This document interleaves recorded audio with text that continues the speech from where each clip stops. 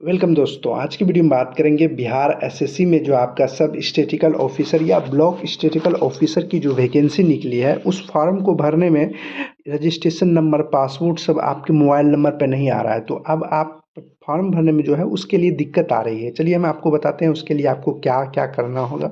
आपको हम इस वीडियो में पूरा प्रोसेस बताएंगे कि आप कैसे ऑनलाइन फॉर्म भरिएगा, कैसे आपको प्रिंट कराना है। ये पूरा प्रोसेस हम आपको स्टेप बाय स्टेप करके शुरू से अंत तक हम आपको बताते हैं। इसके लिए सबसे पहले आपको क्रोम ब्राउज़र को ओपन करना है। सर्च बार में बिहार एसएससी लिखकर सर्च कीजिएगा। इसका लिंक हम वीडियो के डिस्क्रिप्शन में भी डाल दिया हूँ, आप वहाँ से भी डायरेक्ट इस वेबसाइट पर आ सकते हैं। बिहार एसएससी सर्च करने के बाद उसके बाद आपके सामने कुछ इस तरह का इंटरफेस आएगा। सबसे ऊपर में लिखा आएगा welcome to Bihar staff selection commission home page. आपको उस पर ऊपर वाले पे क्लिक करना है। जो सबसे ऊपर में लिखा आएगा उसी पे आपको क्लिक करना है। उसके सबसे ऊपर में लिखा आएगा ये 1/4/2025 यहाँ डेट होगा और यहाँ होगा, देखिए एडवाइजरी नंबर 125 होगा, यहाँ लिंक होगा अप्लाई।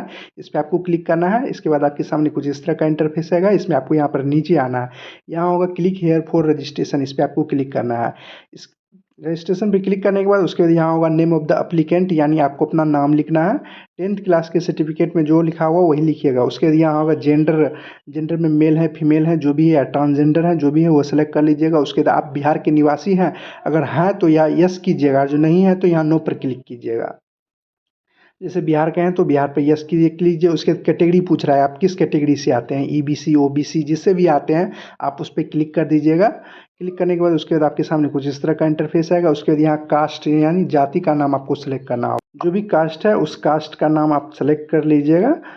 सेलेक्ट करने के बाद उसके बाद आपको यहाँ नीचे में बताया और जो आप ईबीसी या ओबीसी करते हैं तो आपसे इसमें पूछा जा रहा है क्रीमिलियर है कि या नॉन क्रीमिलियर है तो यस कीजिएगा, नहीं तो नो पे क्लिक कर दीजिएगा। उसके बाद आपसे पूछ रहा है कि आप विकलांग हैं तो आप यहाँ हैं तो यहाँ यस कीजिएगा, नहीं तो नो पर क्लिक कर दीजिएगा। उसके नेचर ऑफ डिसेबिलिटी आपसे पूछ रहा है, ये सब आपका विकलांग सब के लिए है, ये सब देख लीजिएगा। आप हैं तो यस कीजिएगा, नहीं तो नो पर क्लिक कर दीजिएगा। उसके बाद यहाँ होगा are you have ex serviceman, और जो आप एक्स सर्विसमैन हैं तो यस कीजिएगा, नो पर क्लिक कर दीजिएगा। उसके बाद आपसे यहाँ पूछा जा रहा है क्या आप 1 जनवरी 1963 के बाद एनएसएस से नियुक्त हैं तो यहाँ यस कीजिएगा, नहीं तो नो पर क्लिक कर दीजिएगा। उसके बाद आपको यहाँ पे नीचे आना है। यहाँ पूछ रहा है बिहार सरकार में आप संविदा पर कर्मचारी हैं तो यहाँ यस कीजिएगा, नहीं तो नो पर यहाँ पर क्लिक कर दीजिएगा। यस कीजिएगा तो आपको यहाँ बताना होगा कि आप कब से हैं, कब से कर रहे हैं, ये सब आपको बताना होगा। इसके बाद इसमें आपसे पूछ रहा है कि आप बिहार सरकार में 3 साल से नियमित या रेगुलर सेवा की हैं तो यस कीजिएगा, नहीं तो नो पर क्लिक कर दीजिएगा। इसके बाद यहाँ पर है बिहार सरकार कर्मचारी के बाद प्रयासों की संख्या, यानी 12/12/2022 के बाद आप कितने बार प्रयास किए हैं आपको बताना है। आप पर जो नहीं किए हैं तो यहाँ जीरो होगा, जीरो पे क्लिक कर दीजिए। उसके बाद यहाँ आपको अपना मोबाइल नंबर डाल दीजिए। उसके यहाँ कन्फर्म मोबाइल नंबर में दोबारा डाल दीजिएगा। उसके ईमेल आईडी डाल दीजिएगा। उसके कन्फर्म ईमेल आईडी में दोबारा आप ईमेल आईडी डाल दीजिएगा। उसके यहाँ नीचे में डेट ऑफ बर्थ आपको सेलेक्ट करना है, जो भी है डेट ऑफ बर्थ वो आप सेलेक्ट कर लीजिएगा। पहले आपको वर्ड सेलेक्ट करना है, उसके बाद मंथ आपको सेलेक्ट करना है। उसके डे पर आप क्लिक कर दीजिएगा तो आपका डे भी सिलेक्ट हो जाएगा। सेलेक्ट होने के बाद आपको यहाँ पे डेट ऑफ बर्थ दिखाई भी देगा। डेट ऑफ बर्थ भरने के बाद उसके बाद आपको यहाँ पर नीचे आना है। यहाँ पर जो कैप्चा में लिखा हुआ है उसको यहाँ पे डाल दीजिएगा, और जो कैप्चा समझ में नहीं आता है तो यहाँ पे क्लिक कीजिएगा। तो आपको यहाँ पे दोबारा करके यहाँ सेव एंड नेक्स्ट पर आपको क्लिक करना है। रजिस्ट्रेशन करने के बाद उसके बाद यहाँ पर लिखा आ रहा है कि आप देखिए यहाँ लिखा होगा कि आपके मोबाइल नंबर या ईमेल आईडी पर आपका रजिस्ट्रेशन नंबर और पासवर्ड फॉरगेट कर दिया गया है, लेकिन आपके मोबाइल नंबर या ईमेल आईडी पर रजिस्ट्रेशन नंबर नहीं जा रहा है किसी कारण, टेक्निकल इशू के कारण। इसके लिए आपको अलग से फॉरगेट करना होगा। फॉरगेट करने के लिए यहाँ होगा फॉरगेट योर रजिस्ट्रेशन नंबर, इस पर आप क्लिक कीजिएगा तो कुछ इस तरह का इंटरफेस आएगा। यहाँ पर आपको सबसे पहले ईमेल आईडी डालना है, मोबाइल नंबर डालना है, उसके डेट ऑफ बर्थ आप सेलेक्ट कर लीजिएगा जो भी डाले थे। उसके जो यहाँ कैप्चा है उस कैप्चा को यहाँ पर डाल दीजिएगा इंटर कैप्चा कोड में। उसके बाद यहाँ पर आप सबमिट कर दीजिएगा। कैप्चा कोड डालने के बाद सबमिट कीजिएगा तो आपके यहाँ पर देखिए ऊपर में लिखा आएगा योर रजिस्ट्रेशन नंबर। इस रजिस्ट्रेशन नंबर को आपको कॉपी में नोट कर लेना है। उसके बाद यहाँ लॉगिन पर आपको क्लिक करना है। लॉगिन पर क्लिक करने के बाद उसके बाद आपके सामने कुछ इस तरह का इंटरफेस आएगा। यहाँ देखिए यहाँ होगा रजिस्ट्रेशन नंबर, यही रजिस्ट्रेशन नंबर आपको डालना है। उसके बाद यहाँ पासवर्ड, अब आपको पासवर्ड भी फॉरगेट करना होगा। पासवर्ड फॉरगेट करने के लिए यहाँ लिखिएगा फॉरगेट योर पासवर्ड, इस पर आपको क्लिक करना है। फॉरगेट योर पासवर्ड पर आप क्लिक कीजिएगा। उसके बाद आपको यहाँ पे फिर से ईमेल आईडी, मोबाइल नंबर, उसके डेट ऑफ बर्थ जो है वो आप डाल दीजिएगा। उसके बाद जो यहाँ कैप्चा है उसको यहाँ पे डालकर यहाँ सबमिट कीजिएगा तो आपकी यहाँ पर देखिए पासवर्ड लिखा आ जाएगा, योर पासवर्ड। यहीं पर सबसे ज़्यादा परेशानी हो रही थी, रजिस्ट्रेशन नंबर और पासवर्ड लोगों को नहीं मिल रही थी। इस तरह से आप रजिस्ट्रेशन नंबर और पासवर्ड प्राप्त कर सकते हैं। ये सब करने के बाद यहाँ होगा लॉगिन। इस लॉगिन पर आप क्लिक कीजिएगा तो इस तरह का इंटरफेस आएगा। इसके बाद आपको यहाँ पे जो रजिस्ट्रेशन नंबर मिला है उस रजिस्ट्रेशन नंबर को आपको यहाँ पे डाल देना है। उसके जो पासवर्ड आपको मिला है वो पासवर्ड आप डाल दीजिएगा। उसके यहाँ इंटर योर कैप्चा में जो यहाँ कैप्चा लिखा हुआ उस कैप्चा को डालकर उसके बाद यहाँ आप लॉगिन पर क्लिक कर दीजिएगा। उसके बाद आपके सामने कुछ इस तरह का इंटरफेस आएगा। इसके बाद आपको 7 स्टेप्स भरना होगा। जैसे आपका पहले स्टेप 1 में आपका पर्सनल डिटेल्स है, स्टेप 2 में आपको पेमेंट करना होगा, स्टेप 3 में आपको एजुकेशन डिटेल्स डालना है, उसके बाद स्टेप 4 में आपको फ़ोटो और सिग्नेचर अपलोड करना है, स्टेप 5 में आपको अपलोड लाइव फ़ोटो अपलोड करना है, स्टेप 6 में आपको अपलोड सर्टिफिकेट अपलोड करना होगा, यानी आपको जो भी डॉक्यूमेंट सब है वो अपलोड करना होगा। स्टेप 7 लास्ट स्टेप है जो एप्लीकेशन स्लिप, जो भी फॉर्म आप भरे हैं उसका आपको स्लिप मिल जाएगा। इसमें आपको पर्सनल डिटेल्स भरना होगा। जैसे यहाँ नेम ऑफ द एप्लीकेंट आपका पहले से भरा हुआ रहेगा।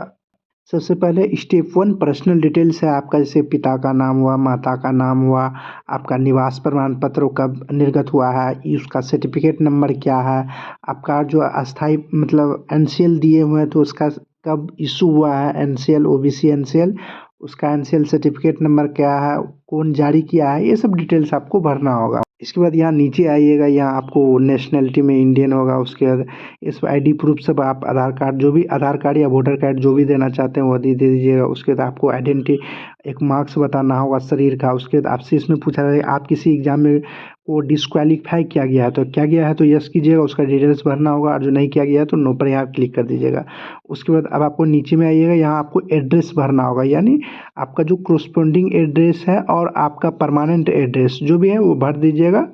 क्रोस्पोंडिंग एड्रेस और परमानेंट एड्रेस दोनों सेम है तो यहाँ पे देखिए यहाँ बॉक्स होगा सेम एस क्रोस्पोंडिंग एड्रेस, यहाँ पर क्लिक कीजिएगा। जो आप उधर भरे होंगे वही आपका इधर भी आ जाएगा, और जो आपका दोनों अलग अलग है तो आप दोनों अलग अलग भर दीजिएगा। सारा चीज़ भर दीजिएगा, देख लीजिए कोई चीज़ गलत तो नहीं है। उसके बाद यहाँ सबमिट होगा, इस पर आपको क्लिक कर देना। इसके बाद आपके सामने कुछ इस तरह का इंटरफेस आएगा, यहाँ प्रोसीड फॉर पेमेंट पर क्लिक कर देना है। उसके बाद आपके सामने कुछ इस तरह का इंटरफेस आएगा, यहाँ आपको पूरा डिटेल्स होगा। अब आपको कितना पेमेंट लगेगा यहाँ पे दिखाई देगा। उसके बाद आप यहाँ पेमेंट बैंक आपको यहाँ पे सेलेक्ट करना है, आप एसबीआई से करना चाहते हैं या आईसीआईसी करना, आपका कोई भी बैंक है आप किसी पर भी क्लिक कर दीजिएगा। यहाँ पर प्रोसेस ऑनलाइन पेमेंट, इस पर आप क्लिक कीजिएगा, यहाँ ओके होगा, इस पर आपको क्लिक करना है।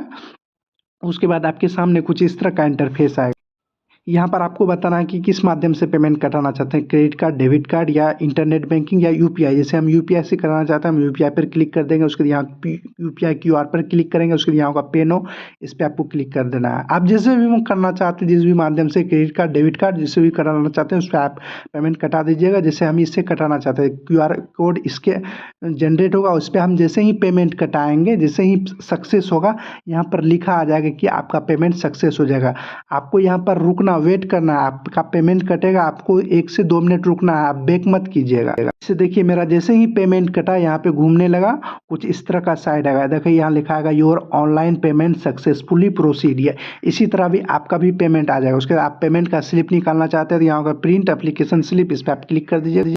इस पर क्लिक करने के बाद उसके आप प्रिंट कर लीजिएगा, इसको निकालना चाहते हैं इसको प्रिंट कर निकाल लीजिए। इसके बाद यहाँ होगा सेव एंड नेक्स्ट, इस पर आपको क्लिक करना है। जैसे ही आप यहाँ सेव एंड नेक्स्ट पर क्लिक कीजिएगा, इसके बाद आपको एजुकेशन डिटेल्स भरना होगा। सबसे पहले आपको 10th का भरना है। इसमें सबसे पहले 10th में आपको यहाँ लिखा होगा, उसी में आपको सब्जेक्ट भरना है। उसके बाद यहाँ आपको बोर्ड या यूनिवर्सिटी का नाम लिखना है, किस बोर्ड से आपने पास किए हैं वो आपको भरना है। उसके बाद यहाँ टोटल मार्क्स में आपको कुल कितना मार्क्स उसका एग्जाम हुआ था वो आपको बताना है। ऑप्टिंग मार्क्स उसमें आपको कितना मार्क्स आया था वो आपको बताना है। परसेंटेज यहाँ खुद ब खुद आ जाएगा। उसके बाद यहाँ सर्टिफिकेट नंबर या मार्कशीट नंबर आपको डालना है, जो भी है दोनों में से वो डाल दीजिएगा। उसके बाद यहाँ सर्टिफिकेट इशू आपका किस दिन इशू हुआ था या आपका मार्कशीट किस दिन इशू हुआ वो डेट आपको यहाँ पे डाल दीजिएगा।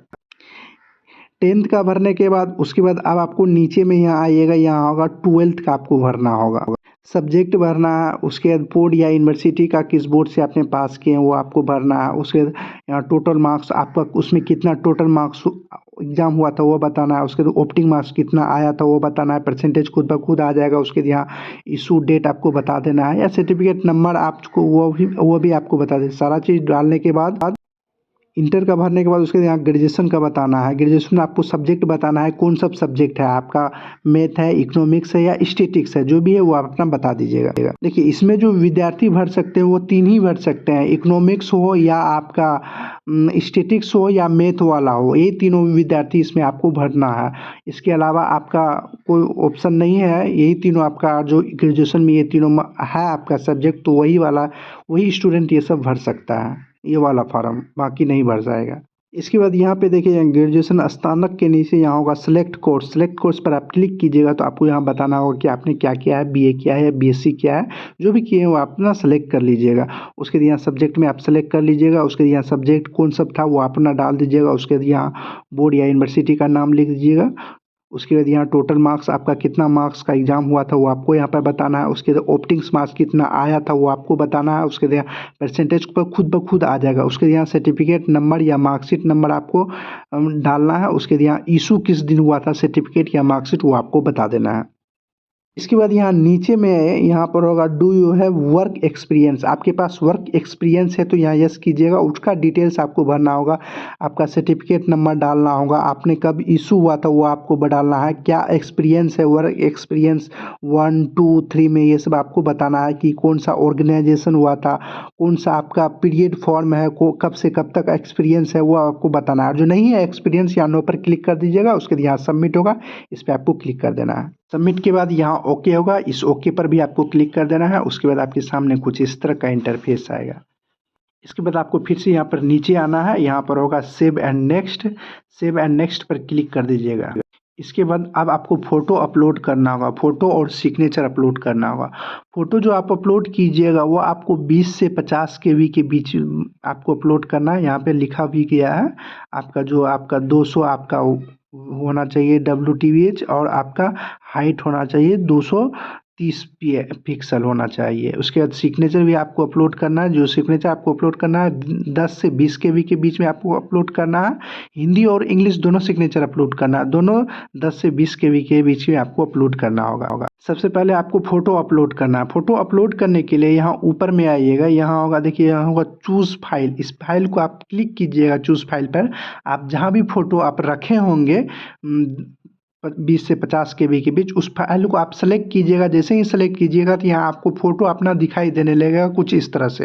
इसके बाद अब आपको इंग्लिश सिग्नेचर अपलोड करना है। इंग्लिश सिग्नेचर के आगे यहाँ होगा चूज़ फाइल, इस पर आप क्लिक कीजिएगा। जहाँ भी आपका इंग्लिश सिग्नेचर होगा उस फाइल को आप सेलेक्ट कीजिएगा तो आपको यहाँ सिग्नेचर दिखाई देने लगेगा। इंग्लिश सिग्नेचर के बाद उसके बाद आपको हिंदी सिग्नेचर अपलोड करना है। हिंदी सिग्नेचर के आगे होगा यहाँ चूज़ फाइल, उस पर आप क्लिक कीजिएगा। जहाँ भी आपका हिंदी सिग्नेचर रखे होंगे जिस भी फाइल में, उस फाइल को आपको सेलेक्ट करना है। आप जो फाइल जो बनाएगा वो JPG फॉर्म में बनाएगा तभी आपका अपलोड होगा। यहीं सेलेक्ट कीजिएगा, यहाँ सिग्नेचर भी आपको यहाँ पर दिखाई देने लगेगा। सारा चीज़ भरने के बाद उसके बाद यहाँ होगा सबमिट, इस पर आपको क्लिक करना है। इसके बाद आपको फिर से अगर जो मान लीजिए फ़ोटो या सिग्नेचर आपको दोबारा गलत हो गया है तो आपको यहाँ री अपलोड फ़ोटो एंड सिग्नेचर आप क्लिक कर दीजिएगा। जो सारा चीज़ सही है तो यहाँ सेव एंड नेक्स्ट होगा, इस पर आपको क्लिक कर देना है। सेव एंड नेक्स्ट पर क्लिक कीजिएगा। उसके बाद आपके सामने कुछ इस तरह का इंटरफेस आएगा। इसके बाद अब आपको लाइव फ़ोटो अपलोड करना होगा। लाइव फ़ोटो आप अपलोड कर दीजिए। अपलोड करने के आप जैसे ही मोबाइल का कुछ एलाउ मांगेगा, उस एलाउ को क्लिक कीजिएगा। उसका टेक फ़ोटो पर क्लिक कीजिएगा तो आपका यहाँ फ़ोटो अपलोड हो जाएगा। इसके बाद सेव एंड नेक्स्ट पर क्लिक कर दीजिएगा। उसके बाद आपके सामने कुछ इस तरह का इंटरफेस आएगा। उसके स्टेप 6 में अपलोड सर्टिफिकेट सर्टिफिकेट अपलोड करना होगा।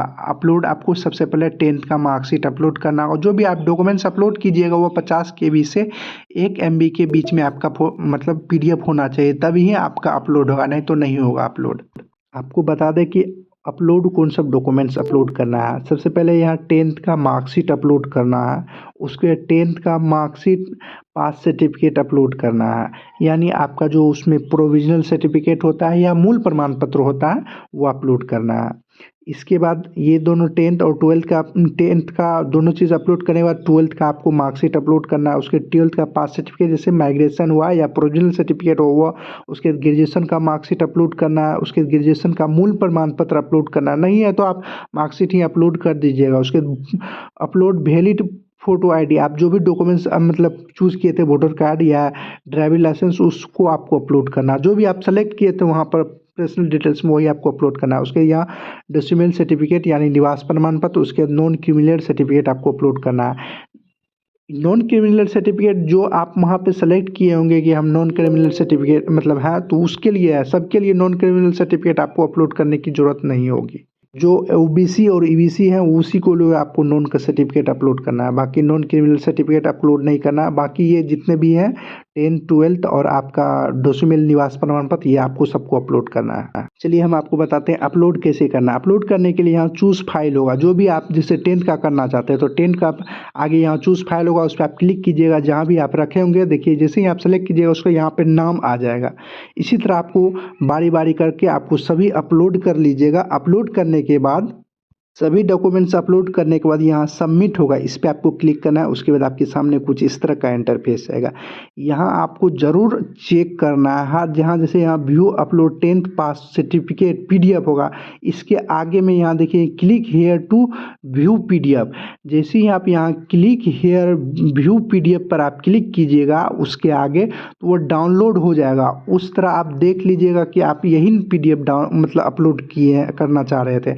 इसी तरह सभी को आप चेक कर लीजिएगा। क्लिक हेयर टू व्यू और डॉक्यूमेंट्स पर क्लिक करके वो डॉक्यूमेंट्स डाउनलोड होगा और उसको आप देख लीजिएगा, यही ना आपका है। मान लीजिए कोई डॉक्यूमेंट्स अपलोड होने में गलत हो गया तो यहाँ री अपलोड सर्टिफिकेट होगा, इस पर आप क्लिक कर दोबारा से आप सभी सर्टिफिकेट अपलोड कर सकते हैं। सारा चीज़ सही होने के बाद यहाँ क्लिक होगा, उसके यहाँ फाइनल सबमिट पर आपको क्लिक कर देना है। उसके यहाँ ओके होगा, इस पर आपको क्लिक कर देना है। ओके पर क्लिक करने के बाद उसके बाद आपके सामने कुछ इस तरह का इंटरफेस आएगा। यहाँ पर आपको होगा प्रिंट एप्लीकेशन स्लिप, इस पर आप जाकर प्रिंट कर निकाल लीजिएगा। इसके बाद आपको यहाँ ऊपर में रजिस्ट्रेशन नंबर और पासपोर्ट आपको यहाँ पर दिखाई देगा। हम आपको दिखा नहीं रहे हैं, हम अपना छुपा लिए हैं। यहाँ पर आपको दिखाई देगा। इस तरह आप अपना फॉर्म सक्सेसफुली भर सकते हैं।